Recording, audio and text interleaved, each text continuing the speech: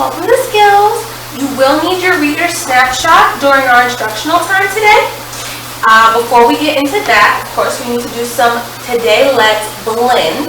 I'll give you the sounds, you give me the words. So blending is putting those sounds together. Segmenting is taking those sounds apart. So today we're going to blend. So I give you the sounds, you give me the words. These all have 3 or 4 phonemes. First word.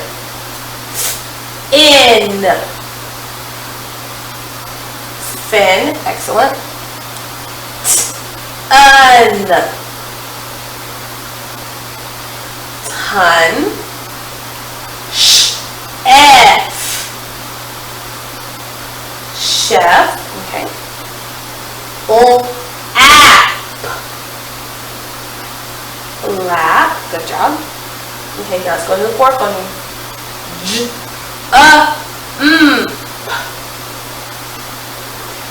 Jump, good.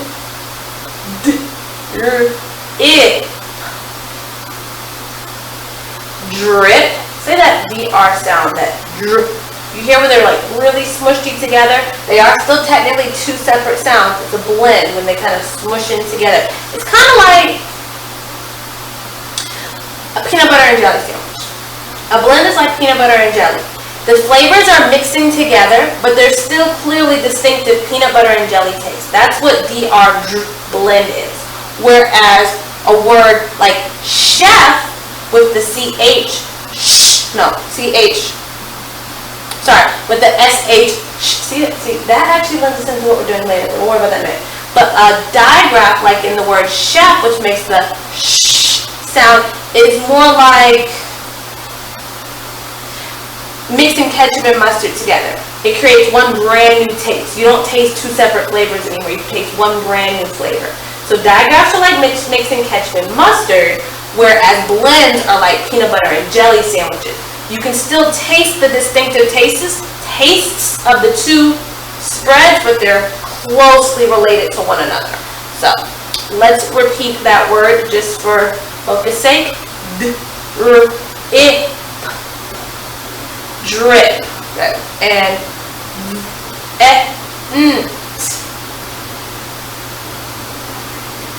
vent. Okay.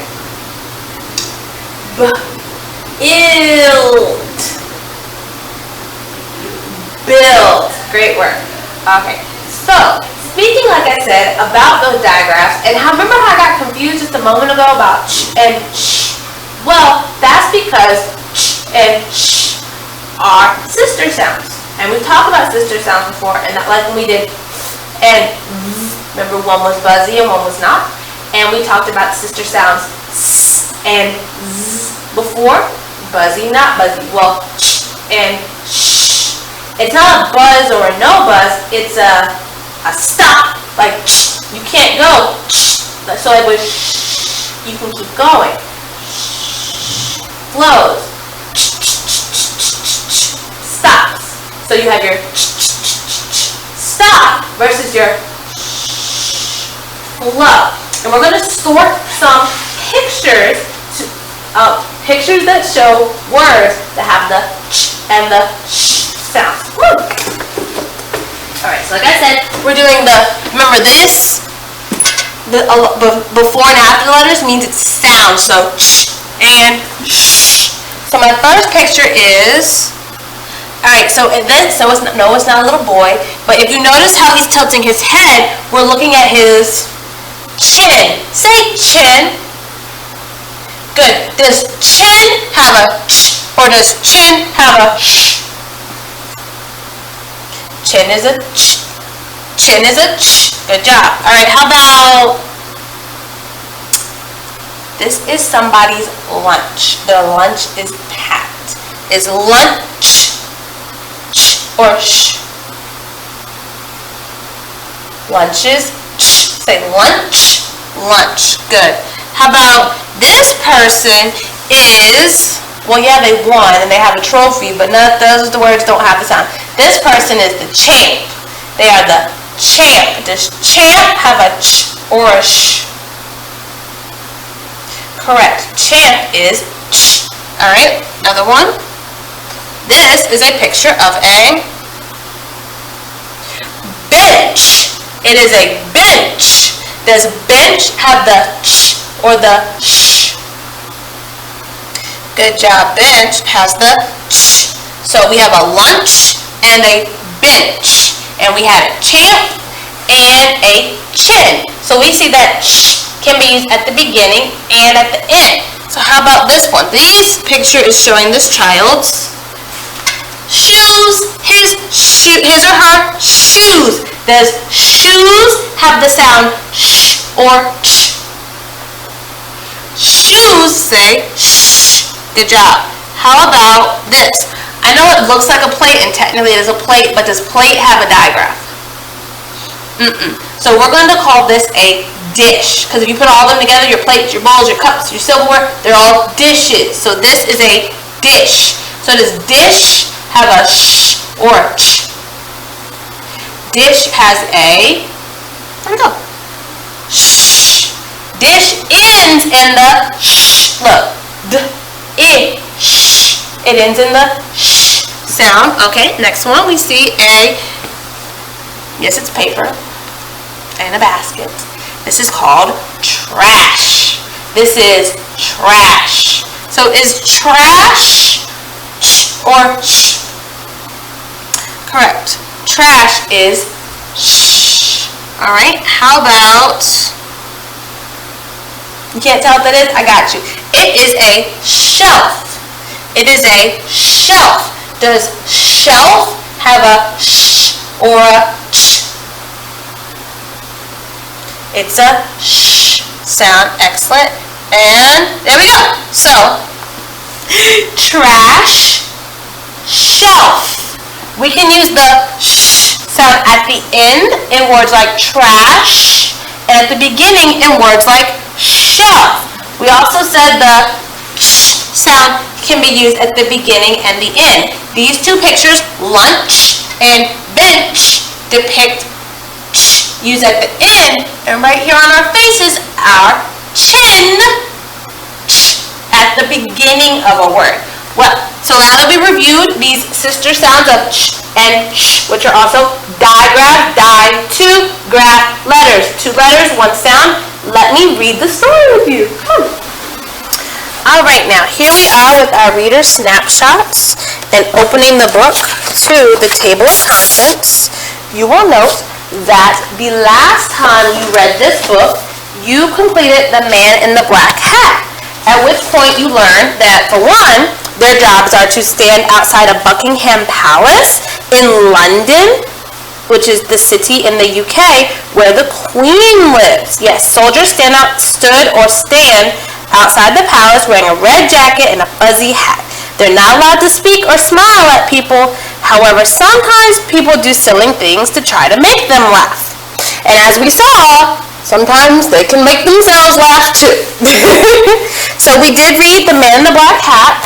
So what we're going to do is we're going to turn the page, and on this same sheet of paper, the back side is the rest of the table of contents. And actually, part of the reason I wanted to read this with you, so I don't want you getting confused when you get into your assignment, is that we're going to actually skip The Man in the Kilt and the map. If you would like to go back and read them on your own time, you are welcome to. However, I'm going to go ahead with you to In the Cab. We're going to go ahead to In the Cab, which starts on page number 70. So let's go ahead, and am I going to start like right up here at the beginning, or am I going to skip a bunch of pages? I'm going to skip a bunch of pages. Oh look, there's The Man in the Black Hat. Alright, so we're going to skip a bunch of pages, and then now we're going to go slow, because we know we just read that story. So The Man in the Kilt, you can read this if you want to. That's a kilt. No, it's not a dress or a skirt. And here's the map that we're not reading. Something must be going to happen to the map. Ooh, maybe you'll find out about that later. Here we are, page number 70, our title, In the Cab. And look, looking ahead, we see that there are quotation marks as discussed earlier this week in this story, which must mean that these people that we've been working with are talking. So we've got Beth, we've got Nat, we have Dot, who is Nat's mom, and we have Beth's mom, do you remember? And apparently, they're going to have a conversation. So let's go ahead and read the story together. All right. Dot got us a cab.